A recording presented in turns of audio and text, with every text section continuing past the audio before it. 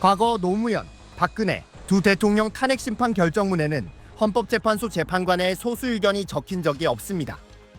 2004년 노무현 전 대통령 때는 탄핵 심판 사건은 헌법재판소법이 규정한 개별 의견 공개 대상에 들지 않았고 결정문엔 기각결론만 담겼습니다.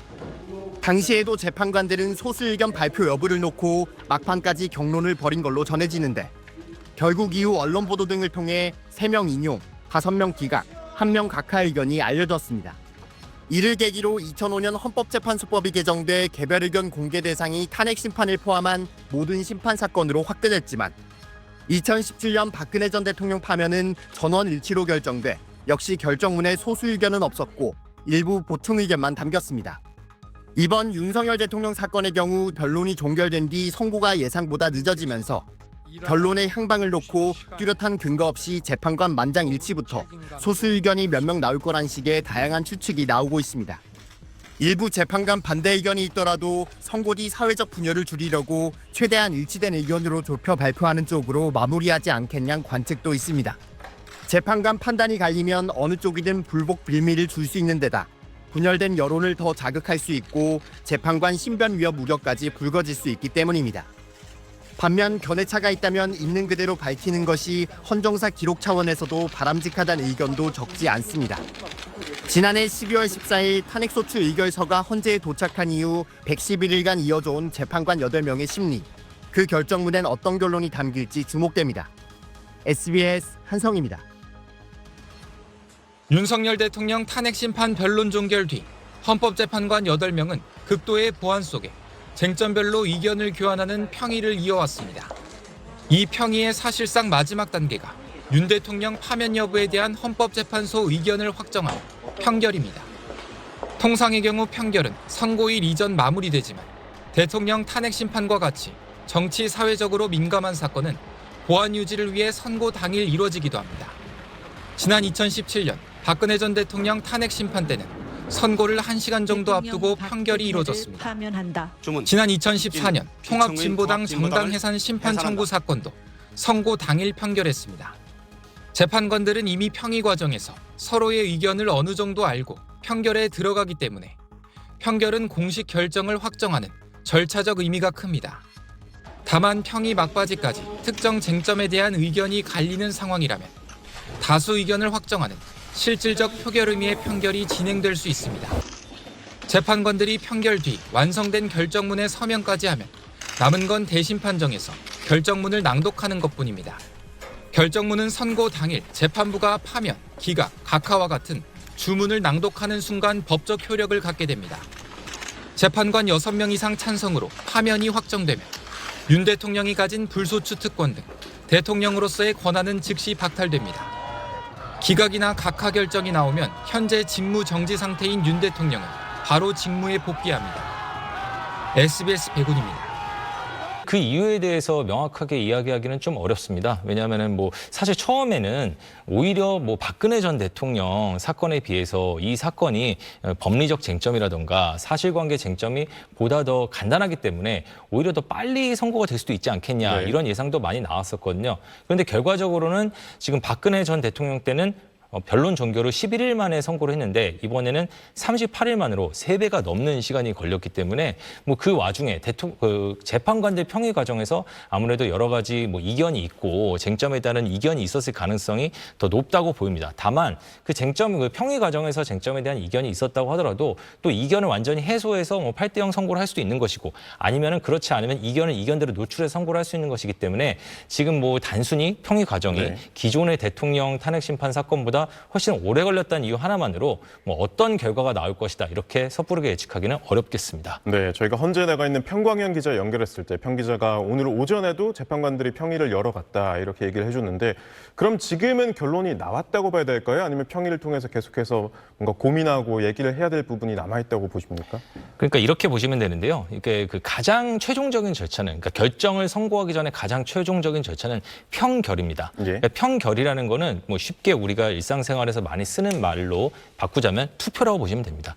특히 이제 결과적으로 우리나라 헌법재판소는 그 쟁점마다 재판관들이 평결, 그러니까 의견을 나는 이렇다 저렇다 의견을 내서 투표를 하는 것이 아니라 전체적인 사건의 주문, 결론에 대해서 투표를 하는 식으로 지금 진행을 해왔거든요. 네. 그동안 쭉. 그 얘기는 결국 이 탄핵 심판 사건의 중국 결정에는 세 가지 종류밖에 없습니다. 이제 인용, 파면을 의미하는 거죠. 인용 또는 이제 각하 또는 기각. 이 세 가지 중에 나는 어떤 의견이다라고 의견을 공식적으로 밝히는 걸 편결이라고 합니다. 그런데 편결은 사실 이전에 박근혜 전 대통령 사건 때 같은 경우에도 바로 직전에 결정문 선고 당일에도 하는 경우가 있고 그 전날 바로 저녁 늦게 하는 경우도 있어서 편결 자체 공식적으로 나는 각하 의견이다, 나는 기각 의견이다, 나는 파면 의견이다. 이걸 밝히는 절차는 바로 직전에 결정 선고 바로 직전에 한다고 보면 됩니다. 네. 하지만 그렇다고 해도 이 선고 날짜를 정하고 결정 날짜를 정한다는 거는 사실상 재판관들 사이에 각자의 의견이 어느 정도라는 건 어느 정도 그러니까 합의나 이해가 이루어졌기 때문에 잡았다고 봐야 됩니다. 이게 무슨 말이냐면 전체적으로 나는 기각이다, 각하다, 뭐 이런 식의 또는 뭐 파면이다 이런 것들을 뭐 말하지 않더라도 결국에는 그 평의 과정, 평의라는 건 쉽게 말하면 회의라고 보시면 되거든요. 회의 과정에서 주요 쟁점들에 대한 각 재판관들의 의견은 다 밝혀질 수밖에 없기 때문에 이 재판관들이 이 주요 쟁점에 대해서 이런 의견을 갖고 있다라고 그러면은 결과적으로 전체 결론이 저 재판관은 뭐 기각이다, 각하다, 파면이다 이렇게 지금 생각을 할 수밖에 없거든요. 네. 그러니까 서로 간에 어느 정도 의견이 이제 서로 간의 결론이 어떤 상황이다라는 게 서로 간의 합의가 이루어지고 이해가 이루어진 다음에 선고길 결정 날짜를 잡았다고 봐야 되고요. 하지만 공식적인 편결 절차는 아마도 지금까지 관례를 봤을 때 당일 선고 직전이 될 수도 있고 아니면 네. 그 전날 저녁 늦게가 될 수 있고 어쨌든 결정 선고 직전에 편결을 할 걸로 지금까지 관례를 봐서는 예상됩니다. 네. 4일 오전 11시가 되어야만 저희가 결과를 알 수 있고 그전까지는 사실 추정의 시간일 텐데 과연 만장일치 선고가 되겠느냐 이 부분도 굉장히 많이 궁금해하실 것 같거든요. 임 기자 어떻게 보십니까?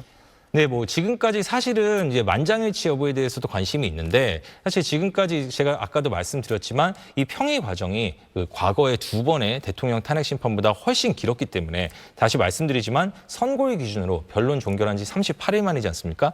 박근혜 전 대통령 때는 11일 만, 노무현 전 대통령 때는 14일 만이었기 때문에 네. 훨씬 길었습니다.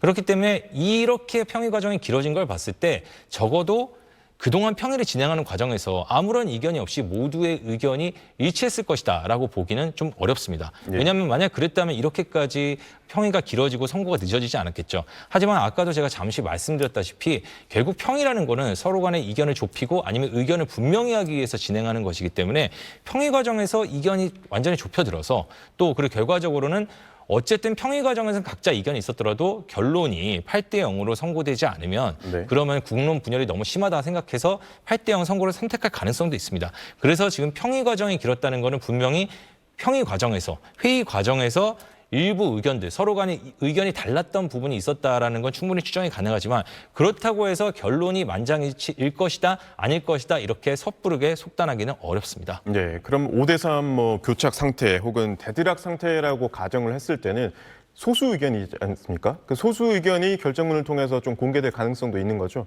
네, 아까도 말씀드렸지만 그 내부적으로 처음에 이제 5대3 대드락, 5대3 결착 상태라는 가능성이 제기됐던 거는 계속해서 평의가 길어지면서 선고가 예상보다 훨씬 늦어지는 상황 때문에 그런 가능성이 제기가 됐던 겁니다.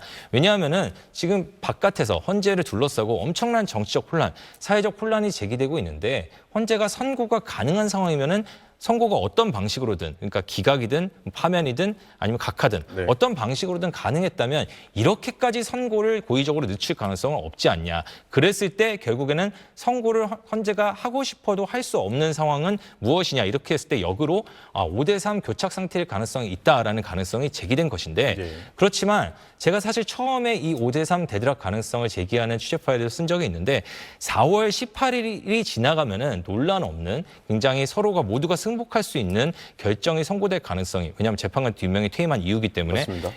그런 가능성이 결정이 선고될 가능성이 매우 적어지기 때문에 5대3 대드락 상태를 헌재는 최대한 만약에 그런 것이 사실이라면 최대한 이견을 좁혀서 4월 18일 전에는 5대3 상황이 아닌 방식의 결정을 선고하기에 노력할 것이고 그렇게 되는 것이 바람직하다라는 제가 취재 파일을 쓴 적이 네. 있습니다.